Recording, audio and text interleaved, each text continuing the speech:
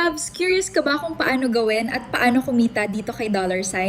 Hi, Mars Cruzel here from $, at ipapakita ko sa iyo kung paano. Sa pag-login nyo, ganito ang magiging itsura ng mga dashboard nyo.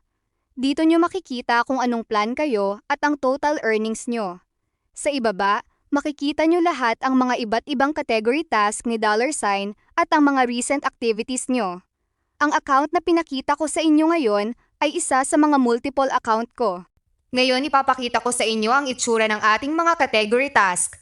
Unahin natin ang math solving. Sasagot ka lang ng addition, multiplication, or subtraction, tapos hintayin ang timer na matapos bago sagutan sa empty box, then submit. Ito naman ang ating CAPTCHA task. Hintayin pa rin matapos ang timer bago sagutan sa empty box and then submit. Ito yung retype words natin na kung saan ay gagayahin mo lang lahat ng words na pinakita sa'yo at i-retype mo sa empty box pagkatapos ng timer and then submit. Ito naman ang identify emoji, kung saan huhulaan mo kung anong emoji ang pinapakita sa'yo. Hintayin ang timer matapos bago sagutan sa empty box, then submit. Ito yung identify numbers natin kung saan isulat mo into English words ang mga numbers na makikita mo, i-type mo sa empty box ang words pagkatapos ng timer. Ito naman yung identify elements natin. Kung mahilig ka sa science at kabisado mo ang periodic table, baka maging favorite mo ito. Ito naman ang ating identify shapes na napaka-basic lang, kahit mga bata ay kayang gawin yan.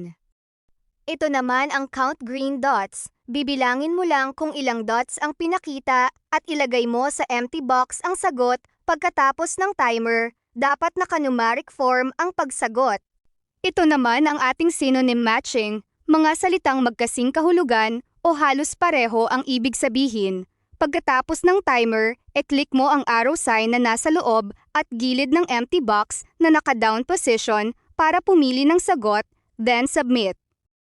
Ito naman yung antonym matching. Mga salitang magkasalungat o kabaliktaran ang ibig sabihin. Tulad sa ating synonyms, pagkatapos ng timer ay click mo ang arrow sign na sa loob at gilid ng empty box na naka-down position at pumili ka ng sagot, then submit. Ito yung identify fruits natin, isa rin sa mga pinaka-basic na kahit mga bata ay kaya. Huhulaan mo lang kung anong prutas ang pinakita at i-type sa empty box. Pagkatapos ng timer, dapat ay naka-English word ang name ng prutas, then submit. Ito naman ang identify colors na pwede at kayang sagutan ng mga bata. Hulaan mo lang anong kulay ang ipapakita at pagkatapos ng timer, e-type mo lang sa loob ng ating empty box, then submit. Ito naman ang ating identify flags. Hulaan mo lang kung anong country ba sa flag na pinapakita sa'yo. Hulaan mo kung anong country ang nagmamay-ari sa flag. I-type mo sa empty box ang sagot pagkatapos ng timer, then submit. Ito yung pinaka-importante sa lahat ng task, ang ating daily check-in. Kasi meron din tayong makukuha dito aside sa ating ibang mga task. Kapag nakita mong kulay green at may red dot, ibig sabihin non-available na yung time para mag-check-in ka. After check-in, makikita mo kung anong oras ulit available at may calendar ka para ma-monitor mo yan.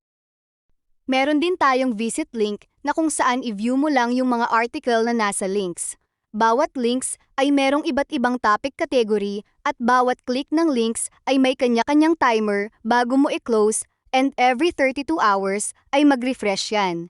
Isa ito sa mga task ni $, na merong malaking bigayan.